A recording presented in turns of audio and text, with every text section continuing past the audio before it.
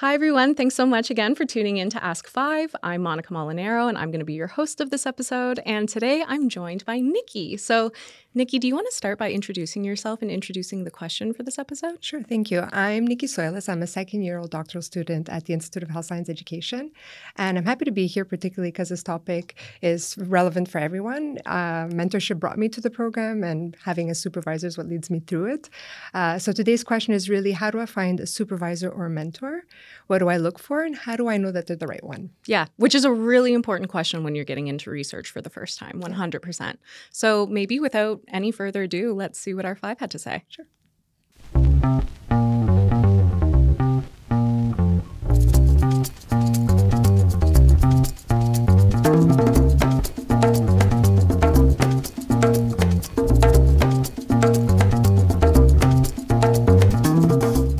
So today I'm joined by Suzanne Mack, Occupational Therapy Program at the School of Physical and Occupational Therapy and member of the Institute of Health Sciences Education at McGill University.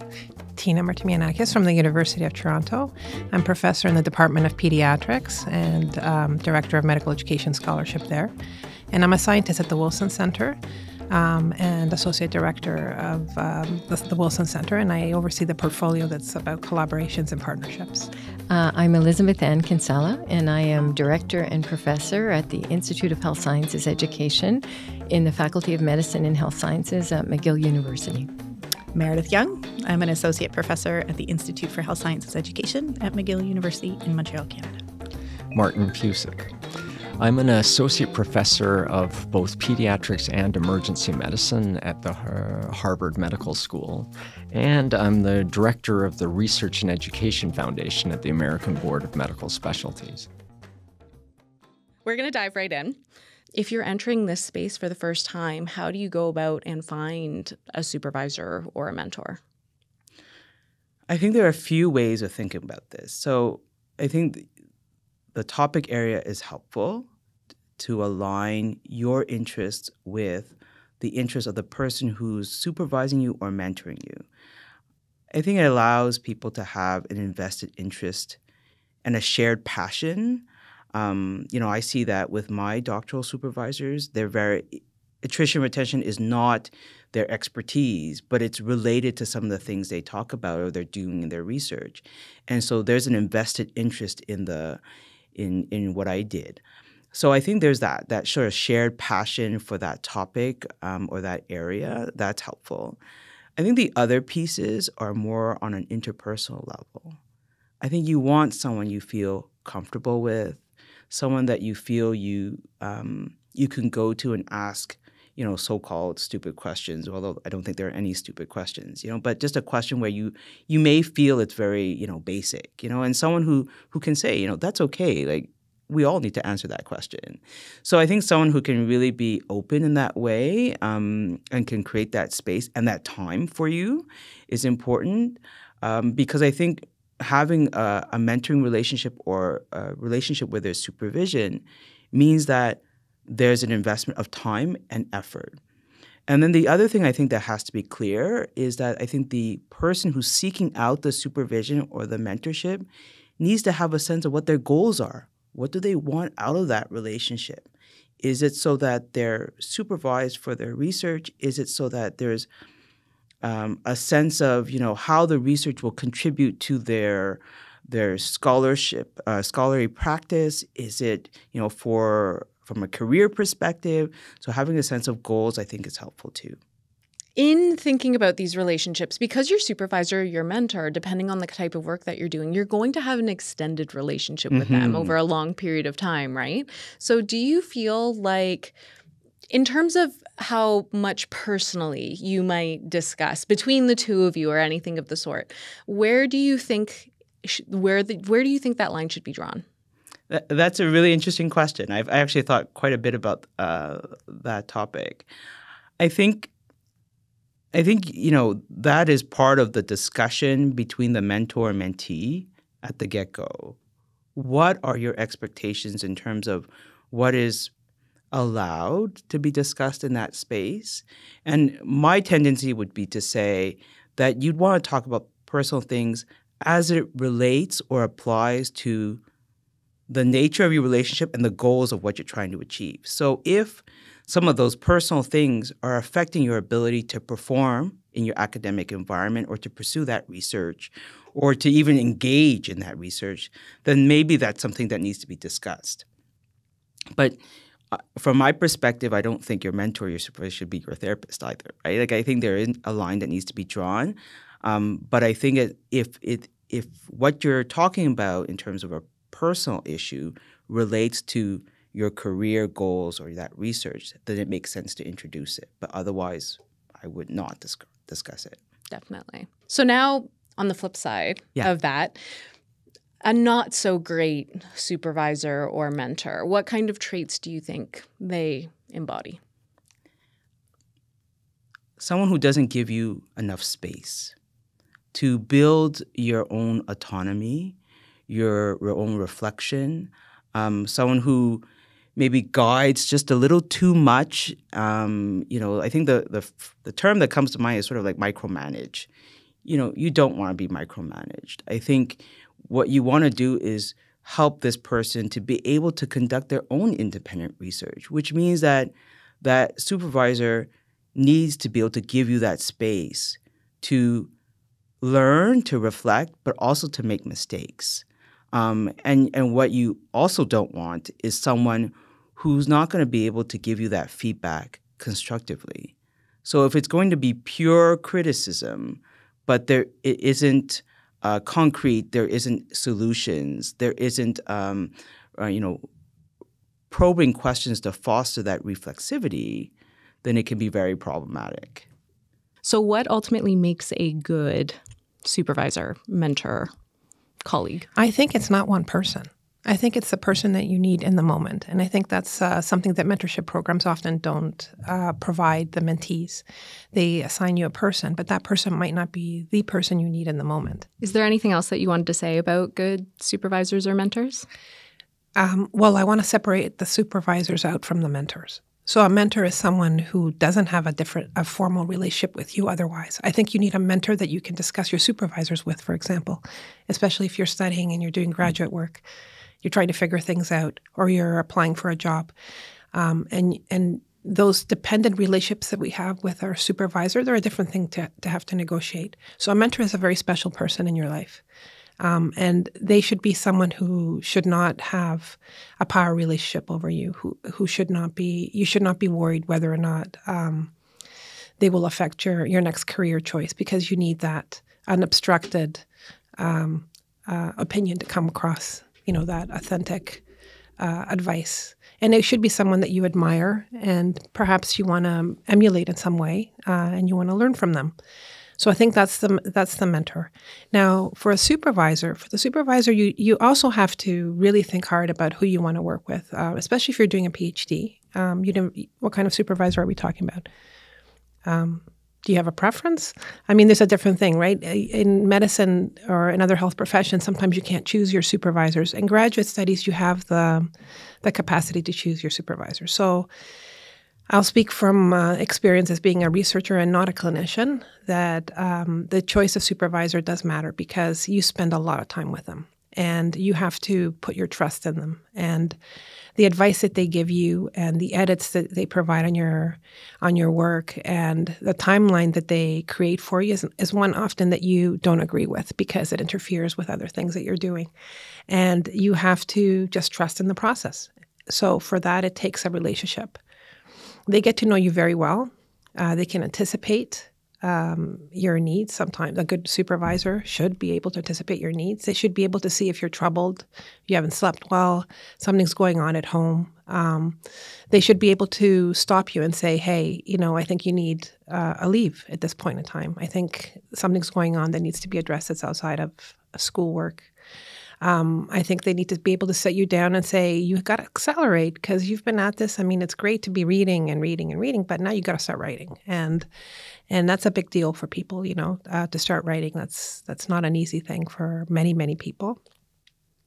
It doesn't come naturally, and you need a good supervisor because they'll see your messiest drafts, and you have to trust that the feedback they're giving you is to help you move the project along.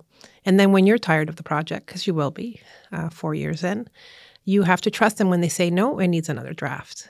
And you have to go home and maybe swear a little bit and, throw your pillows around, whatever you do to get that out, that frustration. And then you wake up the next morning and you redo the draft to send it in. So that's a supervisor.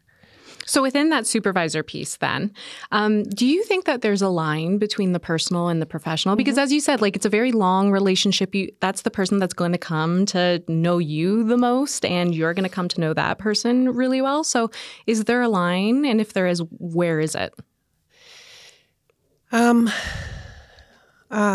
Definitely, there are boundaries that you shouldn't ever cross. And I'm not saying that your supervisor does not turn out to be a good mentor for you. They are, but sometimes you need different people for those things. No, I think when I supervise, I share of my life with my students. You spend a lot of time with people. It's not you can't be indifferent to the life around the person. And often in our field, people are doing a full-time job somewhere else. Sometimes they're full-time doctors, sometimes they're full-time nurses. And they come and they do, in addition to this, a PhD. Most people who do PhDs in health professional education, they're a little bit older, so they have families. They have elderly parents.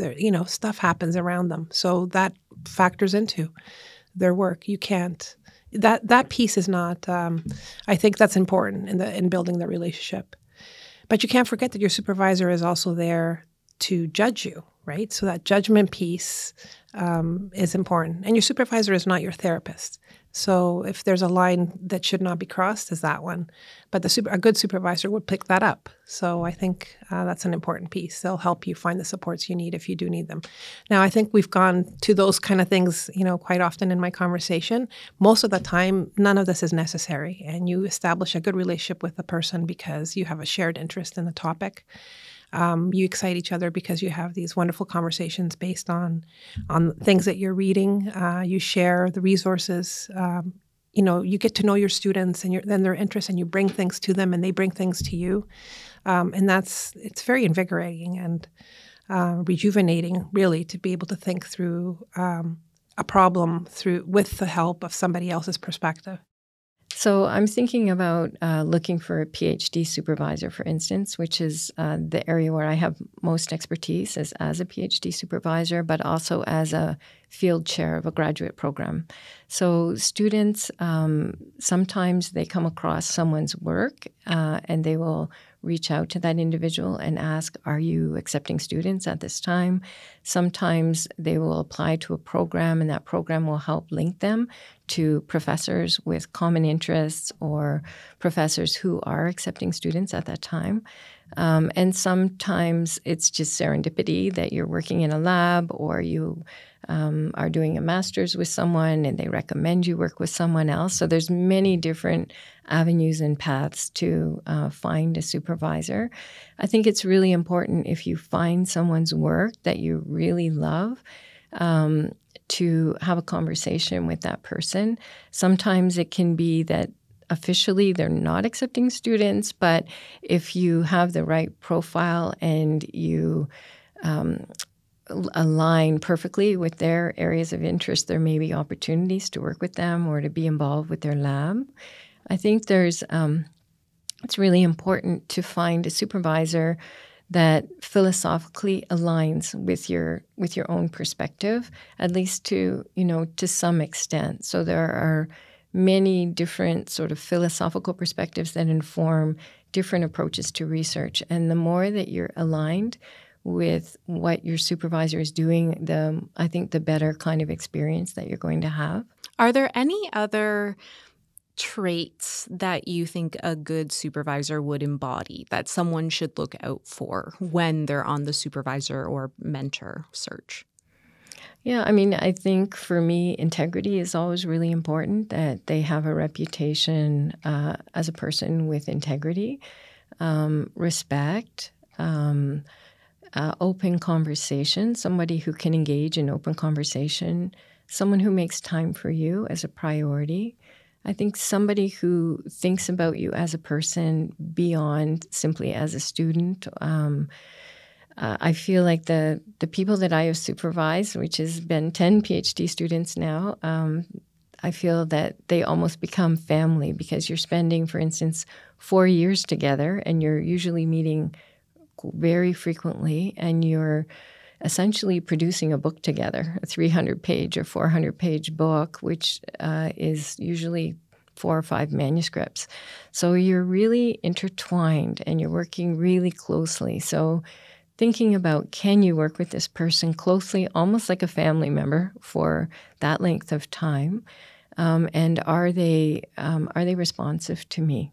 And now I'm going to ask kind of the converse of what we've been talking about thus far, and that is, what traits would you, in your perspective, say that a bad supervisor might embody, or what traits might raise red flags for you when it comes to searching for a supervisor or a mentor?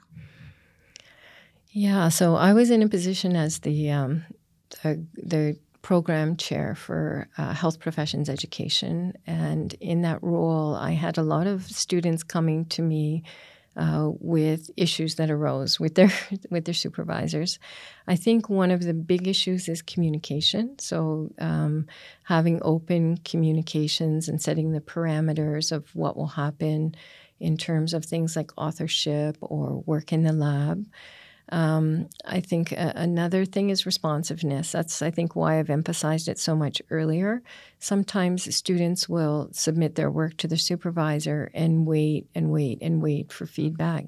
So that can be problematic because students want to continue moving forward with their project. They need that feedback in order to progress in their work. And some supervisors are better at giving feedback and some are slower or they give less feedback. So I think it's another reason why it's really good to check in with people who have worked with that supervisor in the past, because they can give you good guidance about the nature of the working relationships and also, but at the same time, there is a role for the students to be proactive in setting meetings, regular meetings with the supervisors, because, as I said earlier, people are juggling so many things that it can be difficult. It's easy to let something fall off your radar.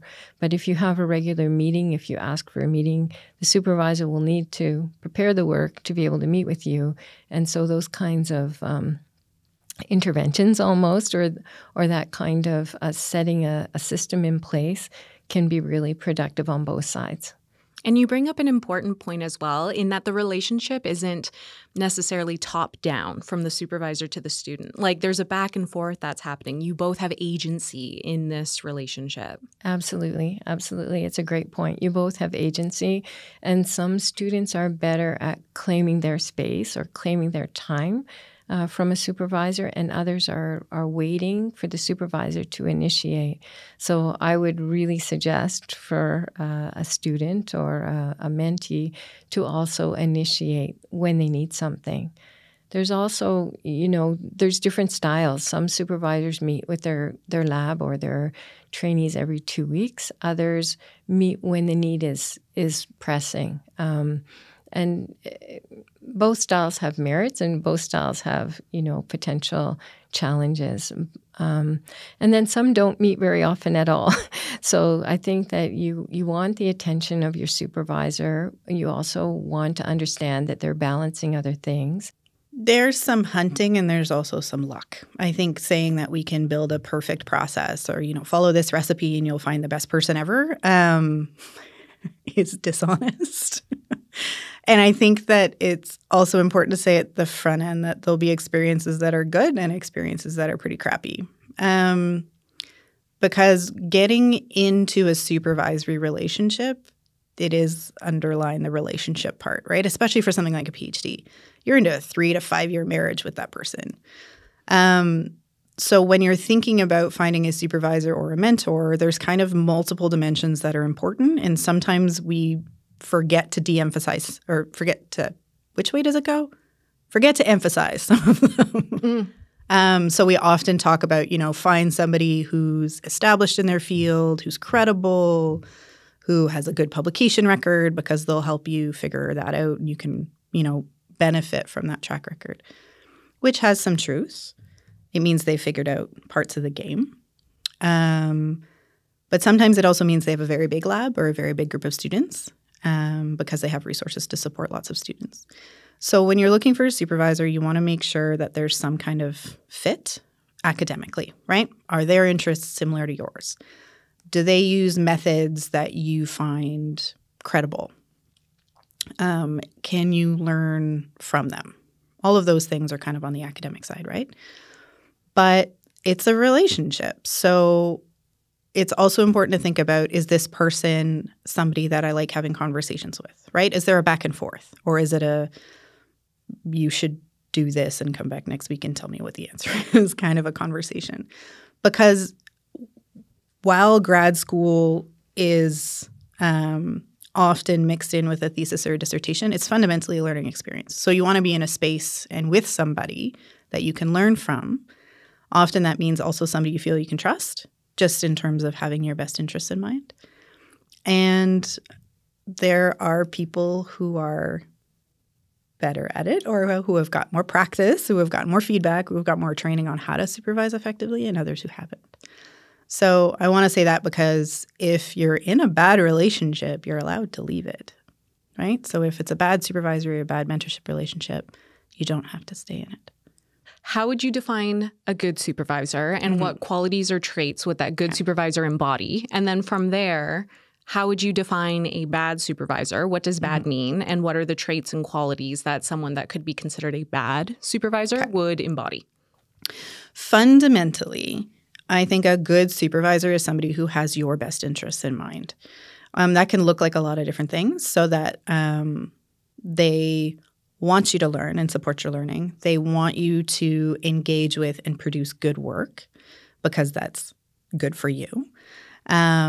They will often be explicit about why they're doing things or how to do things, right? The idea that how you choose a conference, or, how do you pick a journal, or, how do you navigate conflicting findings? Those should be conversations that you can have with a good supervisor, and that they can help you learn how to navigate those things, because those things are ubiquitous, right? They happen all the time through research and scholarship experience. There are formal models of what it means to be a good supervisor, but sometimes they end up very technical, like speed of response to email and, structure. That's one of the ones that I got in grad school. It was like, do they respond to my emails within 48 hours? Oh my goodness. I don't. So that puts me as a terrible supervisor. I just have a horrible relationship with email. There's so much of it. There's too many of them. And they're all good and they deserve my time and attention, so then it means they all take a long time. But anyway, that's my own foibles. It's my own failings. So maybe I'm picking on that model because it makes me look horrible. But, responsiveness is important, but responsiveness can look different. I think feeling like you can trust the person and trust that the person has your best interest in mind is really important. And trust doesn't necessarily mean, they know everything about you, but you feel that you can go and ask them a question, or you can say, I don't understand this, or I'm getting really confusing findings. Can you walk through with me? That's kind of the trust that I mean, right? That that you can have a conversation with that person that's not going to be punitive, that's not going to be dismissive, right? Because a lot of grad school is relational and depends on being able to have a good conversation. Apparently conversation is a theme for me today. It seems like it. So bad supervisors would be the opposite of all of that is the easiest. That's a great question. I think what I've seen is that the mentor needs to care about you.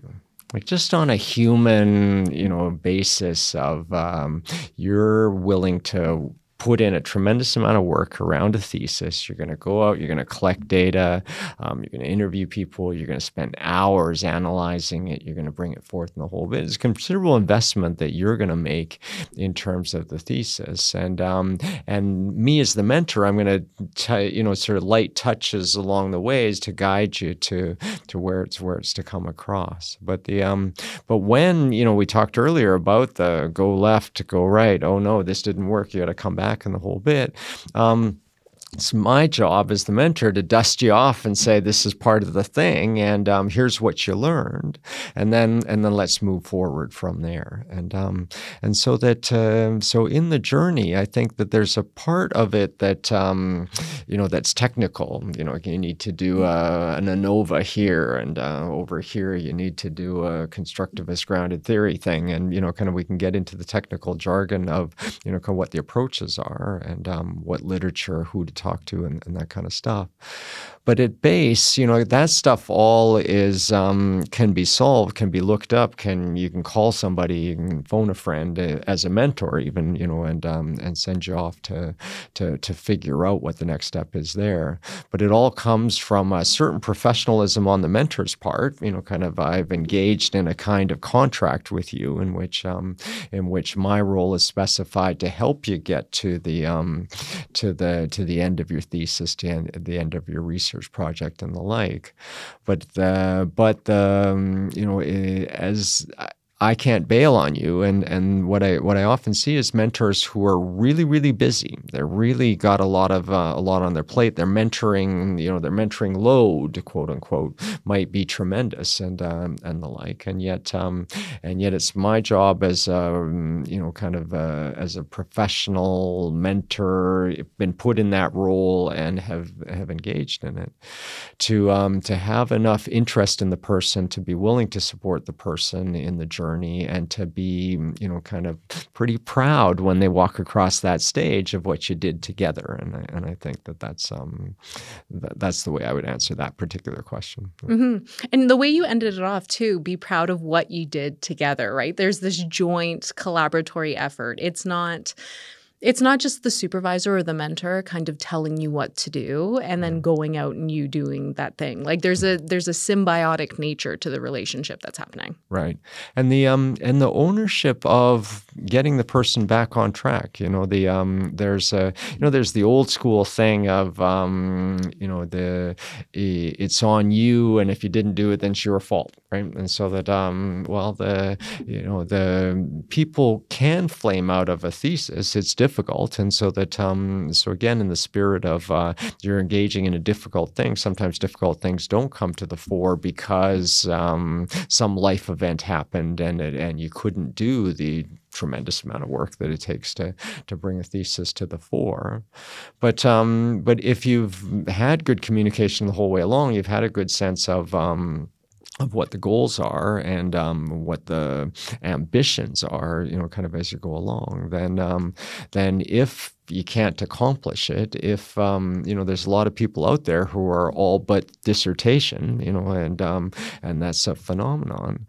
Again, I don't necessarily think that's a failure. In some cases, many cases, it's just a decision with the landscape in front of you, in which you decide that the rabbit holes and the investment and the whole bit, when you just met the love of your life and you want to move to the Czech Republic, and kind of life changes, and so that so I think that ultimately not everybody's going to finish the path. That's okay, but if it's my job to give you every chance of success should you choose to engage in it fully, and again to be invested in you, making it across the finish line with a credible, proper, kind of a scholarly product. Okay, so Niki, what did you think about what our 5 had to say? I thought they were all very insightful, great points from everyone. And I think there's also these very tangible things that you look for. And then there's these intangibles, especially when you're looking in research. You want to deepen your theoretical and methodological foundation. You also want to broaden the reach of your message. So you're looking at where you're going to disseminate. And I think that's where you start to look at, on the tangible side, does this person have they worked in the theories that I want to work with? Do they have experience? Are they publishing in the spaces that I'm looking to go to? But there's a lot of intangible, and I think those are very personal. there's this notion of, do they have to be my therapist? I don't know. I think that you need to be in a space where you're vulnerable. You need to have agency. But, this term of like being responsive, people do differently with that. I like the notion of mentor versus supervisor, and one is more informal and one is formal. But it goes back to the point that for me, the intangible is looking for somebody that could support me and allow me to be vulnerable when life is happening. My kids are going through all kinds of things and I need a space. And I think that's the growth that you have together. So I think that all across the board, it's looking at these perspectives of what do I need tangibly and what are the intangibles that make me thrive. And fundamentally, the more you know yourself and you know what you're looking for and what your goals are, I think the better you're going to find that match. And hopefully you're both evolving together. Definitely. I really like that point, too, that you have to have a sense of personal reflection about what you need from someone who you're ultimately going to be in a 4, 5, 6, 7-year relationship with in some capacity, and that it's okay to kind of sit down with yourself and understand these are the qualities of a person that I would get along with or that would help me thrive, and that we can grow together, as you said, which I also think is a really important point. Yeah, it's quite personal. I mean, when I was looking for mentorship, they were often in positions of power. They were my old bosses, supervisors, people I worked with. I wasn't looking personally to need to have all the personal support that you may need in a doctoral program that you can maybe get from friends and family. But from a supervisor, I definitely need to be able to tell my supervisor that this morning I can't be at a meeting because my kids had lice and I'm still scratching my head, So please cut that part out. But I think there's just, the best evolution of relationships are the ones that are people both understand and appreciate each other and they support each other's journey. But I think you also just brought up a really important point, and that is you bring up how you want to make sure that this person meshes with you, that you can be vulnerable with them, that you can trust them. And I think an important point that you're raising here is that, when you're interviewing with different supervisors or having conversations with different mentors, it's an interview process for you too. Like, you're also interviewing them, you're also gauging where they're at. And it's okay if you ultimately don't feel like they're the person that's going to match up well with you. Like, you're allowed to kind of pick and choose and interview and have these coffee chats and conversations and see how everything goes and then make the decision that you feel is best for you at that point. Yeah, I mean, everybody wins when you both have the right fit from the get-go. It doesn't always work out that way, but that's the intention. Definitely. Well, with that, Niki, I want to thank you so much for being my co-host today. I really appreciate it. And for everyone else that's either watching or listening, thank you so much for tuning into this episode. And we really hope you'll be joining us to Ask 5. You're like rolling with the questions. Like, it's great. What would you make fall from the sky instead of rain? If you could change every time something falling, like this weekend, it's going to rain all weekend. So what are you going to choose to fall from the sky this weekend? Probably like lotus flowers. That would be really nice. And I guess they're not like too heavy either. Yeah, it's not like a rock dropping on you or something, right? Like Dylan and Dan find out so many things about all of us in this recording. Perfect. Okay, are you ready? Ready. Okay, so I'll start by facing this camera. Okay, and can you please make sure that I don't have crazy eyes this time?